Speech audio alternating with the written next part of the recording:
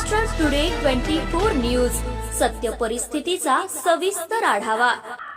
जालन्याच्या पहिल्या महापौरपदी वंदना मगरे यांची निवड। महापौरपदी निवड झाल्यानंतर वंदना मगरे यांनी आजच आपल्या पदाचा कार्यभार स्वीकारला। जालन्याच्या पहिल्या महापौरपदी वंदना मगरे यांची निवड करण्यात आली आहे। जालना महानगरपालिकेत आज महापौर व उपमहापौर पदाची अधिकृत निवड प्रक्रिया पार पडली। महापौरपदी निवड झाल्यानंतर वंदना मगरे यांनी आजच आपल्या पदाचा कार्यभार स्वीकारला आहे। जालना महानगरपालिकेची निवडणूक झाल्यानंतर महापौर व उपमहापौर पदासाठी निवडणूक कार्यक्रम जाहीर करण्यात आला होता। त्यानुसार महापौर पदासाठी नगरसेविका वंदना मगरे तर उपमहापौर पदासाठी नगरसेवक राजेश राऊत यांनी नामनिर्देशन अर्ज दाखल केले होते।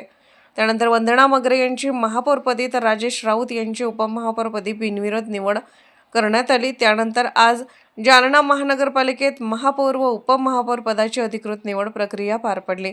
यावेळी मगरे यांची महापौरपदी तर राऊत यांची उपमहापौरपदी बिनविरोध निवड झाल्याचे जाहीर करण्यात आले।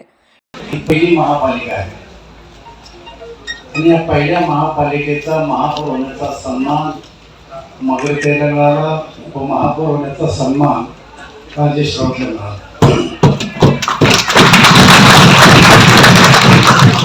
सगळं श्रेय हे भारतीय जनता पार्टीला जातं, आमच्या सर्व नगरसेवकाला। आणि हा जो 41 नगरसेवक निवडून देण्याचं जे यश आहे हे आमच्या जालना शहराला जातं।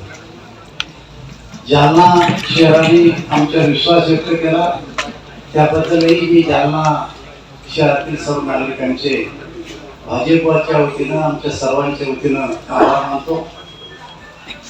मित्रांनो, शहरानं टाकलेली आपल्यावर एक जबाबदारी आहे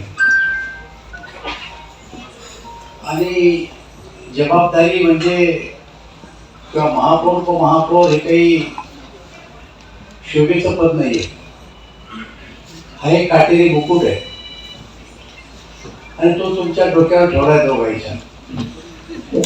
या जालन्यामध्ये अनेक प्रश्न आहेत, ते प्रश्न सोडवण्याची जबाबदारी तुमच्या सगळ्यांवर नगरसेवकासह येऊन पडलेली आहे। मग पाणी असेल, रस्ते असेल, वीज असेल, आरोग्य असेल, स्वच्छता असेल, असे अनेक प्रश्न आपल्या शहरामध्ये आहेत आणि ते आपल्याला प्रामुख्याने सोडवायचे। आता ते सोडवण्यासाठी पूर्णपणे आम्ही सगळे तुमच्या सोबत, सरकार तुमच्या सोबत आहे आणि त्यामुळे जबाबदारीनं आपल्याला त्या सगळ्या गोष्टीला प्राधान्य देणं।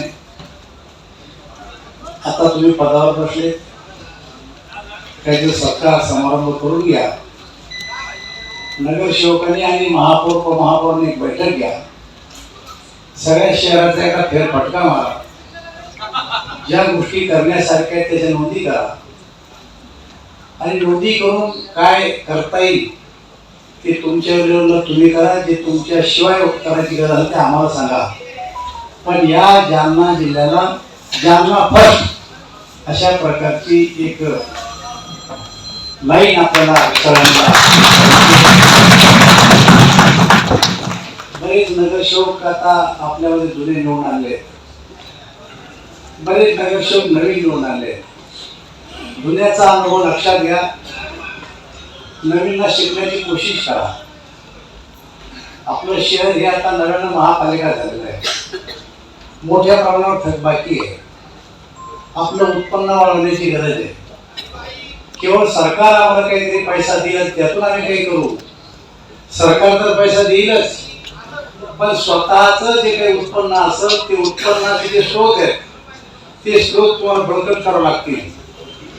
पण ते कोणी असो समोर, तरच आपली महापालिका चांगली चालू शकेल।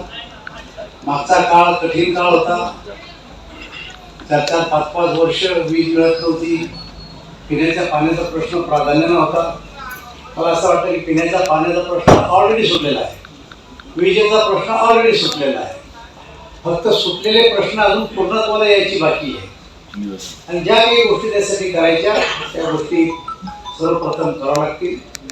जालना शहराला पाणी पैठणून आपण आणलेलं आहे, त्याच्यासाठी ज्या काही कमी होत्या त्या गोष्टीची पूर्तता आपण केली आहे। घाणेवाडी तलावातून नवीन संयंत्र आपण वितरतोय, आणि त्यामुळं आज तुम्हाला फार मार्गदर्शन करायची गरज नाही. किंवा गरज पडतो आम्ही एकत्र बसून करू. आज फक्त आम्ही सगळे म्हणून जालनेकरांचे आभार व्यक्त करतो की तुम्ही आमच्यावरती जबाबदारी दिली, ती समर्थपणे पार पाडून तुमच्या विश्वासाला आम्ही तडा जाऊ देणार नाही, एवढं आमच्या सर्व नेत्यांच्या आणि नगरसेवकांच्या वतीने मी आश्वासन देतो. महाराष्ट्र टुडे मराठीसाठी ब्युरो रिपोर्ट विलास गायकवाड, जालना.